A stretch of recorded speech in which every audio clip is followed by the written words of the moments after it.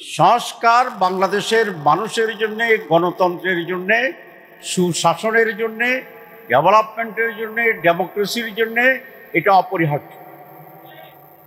এখানে আমরা কোনো আপোষ মানি না।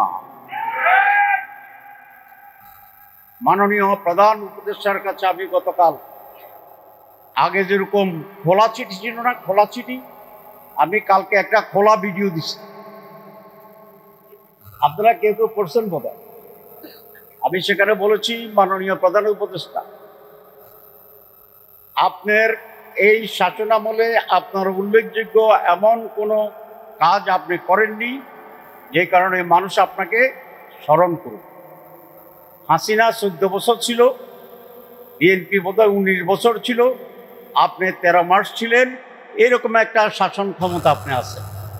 সংস্কারটা যদি আপনি ঠিকমতো করে দিতে পারেন, তাহলেই আপনি নোবেল লরিয়েট হিসেবে একজন ব্যতিক্রমধর্মী শাসক হিসেবে বাংলাদেশের শাসনের ইতিহাসে আপনার নাম লেখা। সংস্কার মাইনাস ডক্টর ইউনূস জিরো। আমরা আপনাকে হিরো হিসেবে দেখতে চাই। কারো চাপে আপনি মাথা নত করবেন না, কারণ চাপে যদি আপনি হেলে যান, মহাবিপদ। একদিক দিকে চাপ দিলে এদিকে যাবেন হেলে, আর একদিকে যদি চাপটা একটু জোরে হয় তাহলে তো আবার এরকম হয়ে যাবে। তাহলে আপনাকে সারাদিন এরকম এরকম এরকম এরকম জিকির করতে হবে। আমরা জানি আপনি নোবেল লরিয়েট, সারা দুনিয়ায় আপনার মর্যাদা দেখে আসছি। আপনি সাহসী, আপনি কোনো চাপে নথি স্বীকার করেন না। ভারতের মতো বিশাল রাষ্ট্রকে আপনি বিদ্যাঙ্গুলি দেখাই দিয়েছেন, আলহামদুলিল্লাহ। এখানেও আপনি যে মহান কাজটি আপনি উদ্যোগ নিয়েছেন, আপনার কমিটমেন্ট ছিল 3টি: সংস্কার, বিচার, নির্বাচন। ওই দুটা করলে না সিরিয়ালে 3 নম্বর আসে। আপনি 1 থেকে 3-এ যাবেন না, আপনার 2 থেকে 3-এ যাবেন না, 3-এ যাবেন। আপনি 1 থেকে 2-এ আসেন, 2 থেকে 3-এ আসেন। আমরা সকলেই আপনাকে মাথায় নিয়ে ফেব্রুয়ারির মাসে 1-2 শেষ করে 3 নম্বরের একটি উৎসবমুখর নির্বাচনে আপনার স্বপ্নের সেই বাস্তবায়নে সহযোগিতা করব। আর 2 দিন ধরে শুনতেছি যে আপনারা বিএনপিকেও খুশি করতে চান, জামাত ইসলামীকেও খুশি করতে চান, অন্য দলগুলোকেও খুশি করতে চান। কোন রাজনৈতিক দলকে খুশি করার দায়িত্ব আপনাদের নয়। কোন রাজনৈতিক দলকে খুশি করা আপনাদের কাজের ভিতরে পড়ে না। আপনাদের দায়িত্ব জাতিকে খুশি করার জন্য যা করা দরকার সেটা করা। সুতরাং আমি আশা করব যে আপনারা আপনার পরিষদ সেইভাবে দৃঢ় ভূমিকা পালন করে এই জাতির মুক্তি এবং কল্যাণের যে মহাযাত্রা আমরা শুরু করছি, সেইটি তার গন্তব্যে পৌঁছানোর জন্যে আপনি দৃঢ়চিত্তে সেই ভূমিকা পালন করবেন।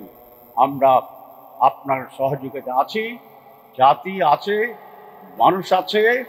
কম্প্রোমাইজ করে যদি বিভ্রান্ত তৈরি করার চেষ্টা করেন, তাহলে পুরা বিষয়টি এক ধরনের অনিশ্চয়তা, ধোঁয়াশা এবং ঘোলাটে পরিস্থিতির আশ্রে পড়ে আবার জাতি সেই অন্ধকারের দিকে চলে যাবে বলে আমরা আশঙ্কা করছি। 2006 থেকে 2024 কালো অধ্যায়। আমি বলতে চাই, এটা কালো অধ্যায়ের একটা ধারাবাহিকতা। কালো অধ্যায় শুরু হয়েছিল ব্রিটিশ আমলে 200 বছর, এরপরে পাকিস্তান আমলে 33 বছর, আর বাংলাদেশ আমলে কত বছর? 54 বছর। এই সবটাই কিন্তু ছিল কালো অধ্যায়। কেন কালো অধ্যায় ছিল? যেখানে ইসলামের অনুপস্থিতি, সেইখানে কিন্তু কালো অধ্যায়। সেটাকে বলা হয় আইয়ামে জাহিলিয়া। ব্রিটিশের আমলে ইসলাম ছিল না, রাষ্ট্রীয় ব্যবস্থায়, পাকিস্তান আমলে ইসলাম ছিল না রাষ্ট্রীয় ব্যবস্থায়, বাংলাদেশ আমলে ইসলাম ছিল না রাষ্ট্রীয় অবস্থায়, যার কারণে যেখানে ইসলামের অনুপস্থিতি সেইখানে কিন্তু জাহিলিয়াতের আবির্ভাব ঘটে। হ্যাঁ সংগ্রামী ভাইরা আমার, আজকের অত্যন্ত দুঃখের সাথে বলতে হয়, বাংলাদেশ বিশ্বের তৃতীয় বৃহত্তম মুসলিম রাষ্ট্র। এখানে 92 ভাগ মানুষ মুসলমান, 3.5 লক্ষ মসজিদ, 70,000 মাদ্রাসা, 100-র উপরে খানকা আছে বাংলাদেশে। হজের পরে বৃহত্তম সমাবেশ টঙ্গীর ময়দানে। এত কিছু হওয়ার পরে দেশের মানুষের আজানের ধ্বনি শুনে মানুষের ঘুম ভাঙে, আজানের ধ্বনি শুনে সন্তান ঘরে ফিরে যায়। আজকের সেই দেশে আজকের কুফরি আইন কেন, কুফরি শাসন কেন, কুফরি বিচার কেন, কুফরি অর্থনীতি কেন?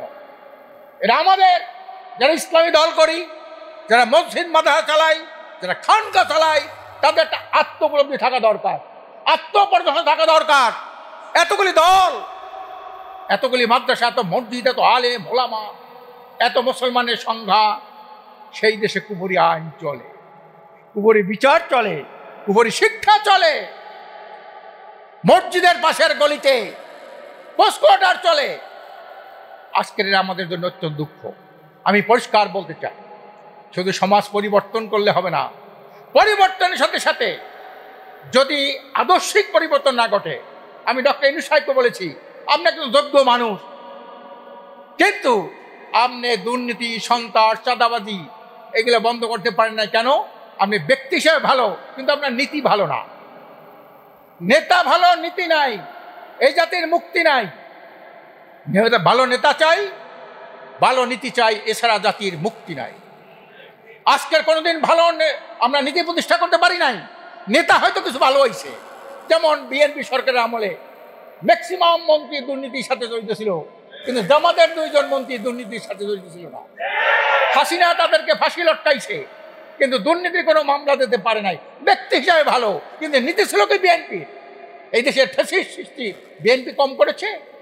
তার ধারাবাহিকতায় তারা এই কাজটা করেছে। কাজেই শুধু নেতার পরিবর্তন করলে হবে না, নীতিরও পরিবর্তন চাই। এটা যদি না হয় যতদিন হবে না, অতদিন সরকারের পরিবর্তনের পর পরিবর্তন হবে, নেতার পরিবর্তন হবে, দফার পরিবর্তন হবে, আন্দোলন সংগ্রাম হবে, দেশ জাতির মানুষের ভাগ্যের কোনো পরিবর্তন হবে না, অন্ধকার দূরীভূত হবে না। এই জন্য আমি প্রত্যেক মুসলমানকে বলবো, আল্লাহ তাআলা মুসলমানদের সংজ্ঞা দিয়েছেন। হ্যাঁ, কি বলেছেন?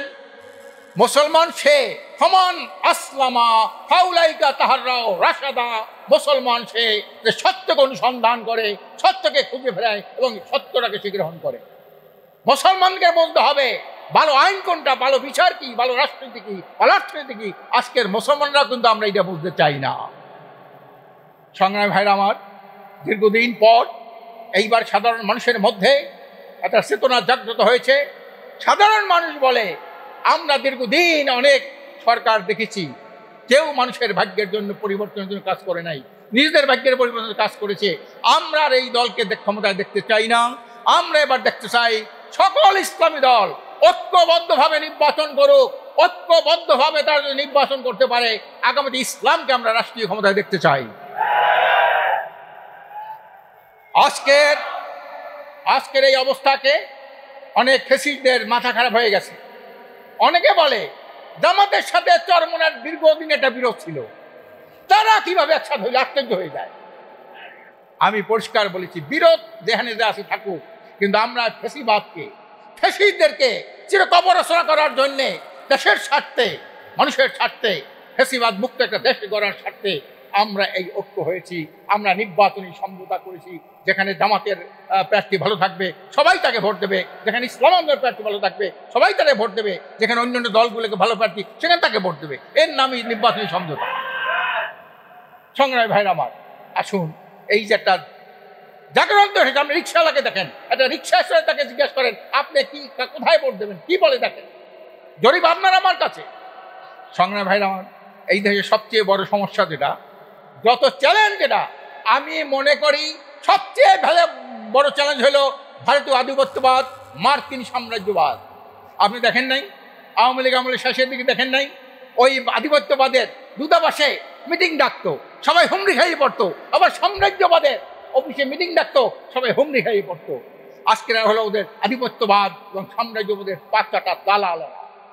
এই পাঁচটা দালালদের পিছনে যে সকল রাজনৈতিক দল ঘুরঘুর করবে ওরা পাঁচটার পাঁচটা, এই পাঁচটার মধ্যে সব বুদ্ধিজীবীরা ঘুরঘুর করবে ওরা পাঁচটার পাঁচটা বুদ্ধিজীবী, এই পাঁচটার পিছনে যারা সাংবাদিকরা গ্রহণ করবে ওরা পাঁচটার পাঁচটা সাংবাদিক, ওরা শিক্ষাবিদ, ওরা সাংবাদিক।